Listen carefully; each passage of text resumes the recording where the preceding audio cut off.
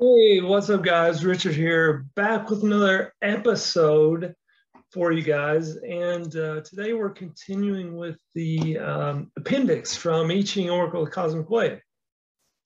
And the first one we have here is a very interesting one, demonic sphere of consciousness.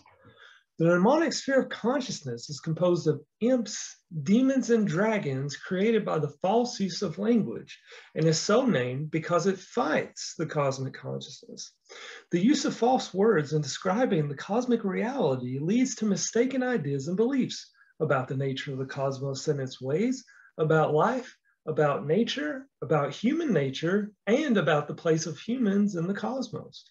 Because human thinking and imagining have the ability to either express the person's inner truth, which is in harmony with cosmic truth, or to produce fantasies and myths, which happens when the person isolates himself from his feelings of inner truth, humans have the ability to create a false consciousness.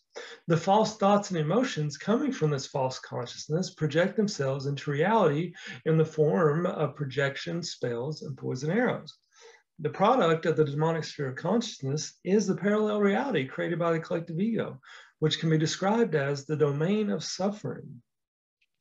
As a sphere of consciousness, it exists outside the individual, but seeks to gain access to the individual's psyche through the conditioning process that the collective ego initiates during childhood.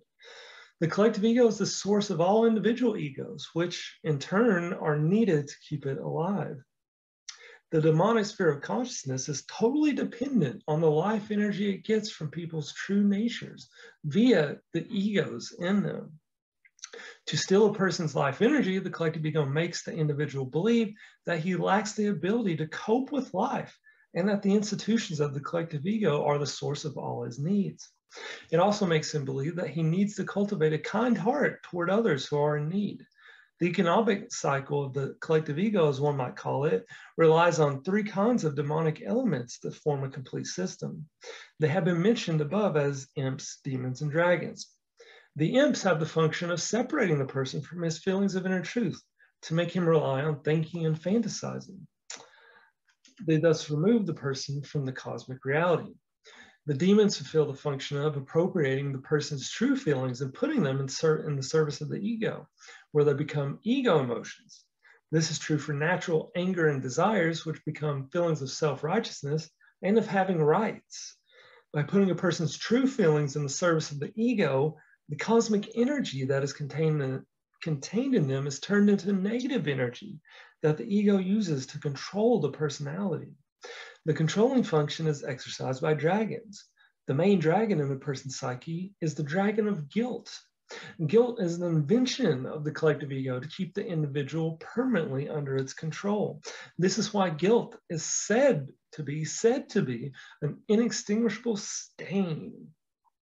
The economic cycle of the collective ego is broken, and the demonic sphere of consciousness is weakened by every individual who frees himself first from the idea of guilt and then from all the spells that have imprisoned his true self and thus have separated him from his unity with the cosmic whole.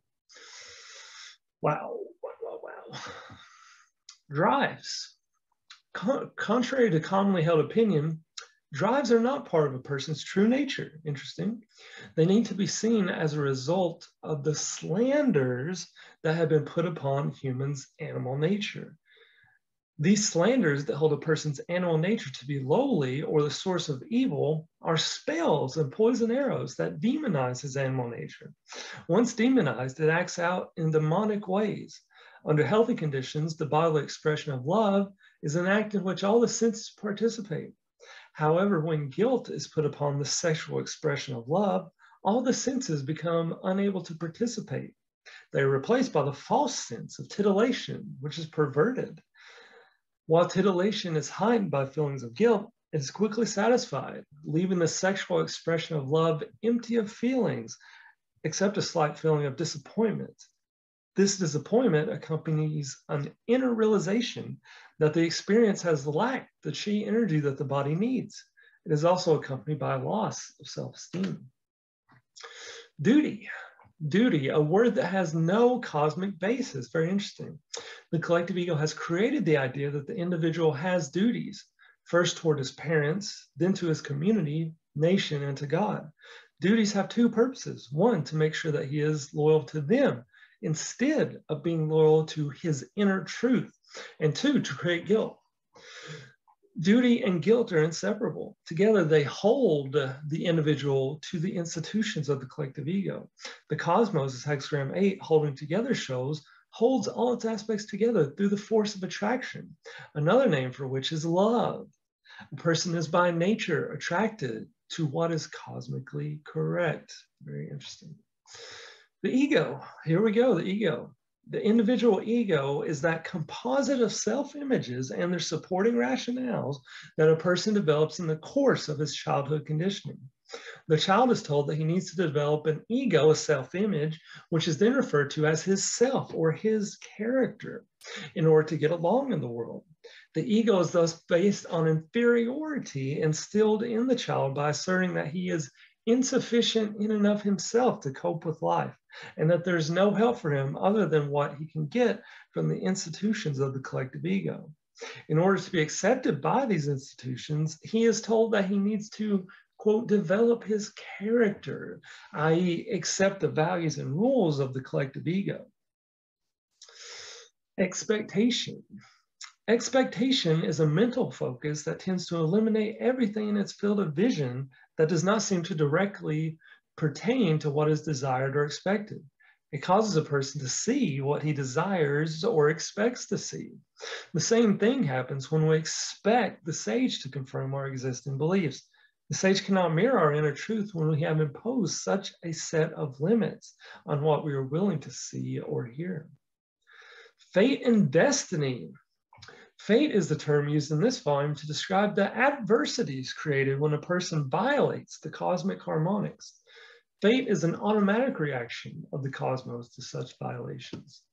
The word destiny describes the true purpose of an individual's life in a body to bring to maturation his true self.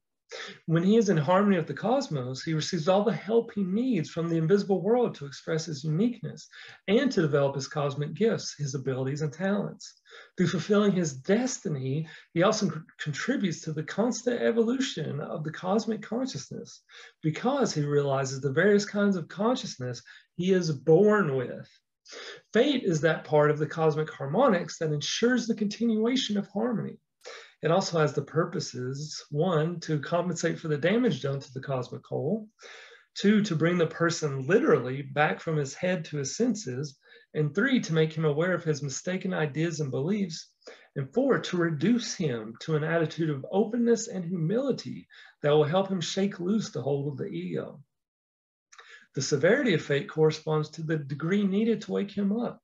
This depends upon the degree of his rigidity, the strength of his attachment to his mistaken ideas and beliefs, and to the degree of his arrogance. So if you're arrogantly attached to mistaken ideas and beliefs, you can be sure fate's going to wake you up one way or another.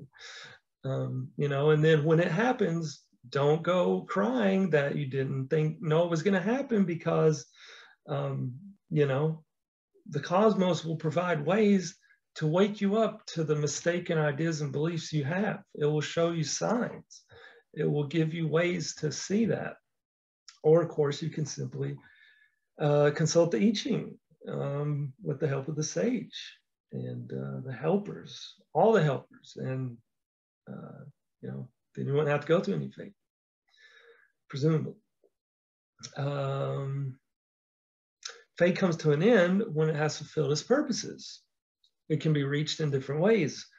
1, by bringing the person to the state of burnout, in which he sees how his mistaken ideas have led to a dead end. 2, when he has of his own accord sought its causes and rid himself of them. Or 3, when the fate has run its full course of time. In this latter case, the person may not have corrected his viewpoint, but the fate has run out its time, like a prison sentence. So some fates can be like a prison sentence, and you're not going to have to suffer forever, through a fate, or maybe the fate's not even suffering at all. It's just the purpose of fate is to wake you up. It's to help you shake loose the hold of the ego, the hold the ego has on you. If you weren't in ego mode, you wouldn't ever be going through any fates. You'd be fulfilling your destiny. So big difference between fate and destiny there. All right, guys, that's the end of this episode. Thanks so much for watching, and I'll see you guys in the next one.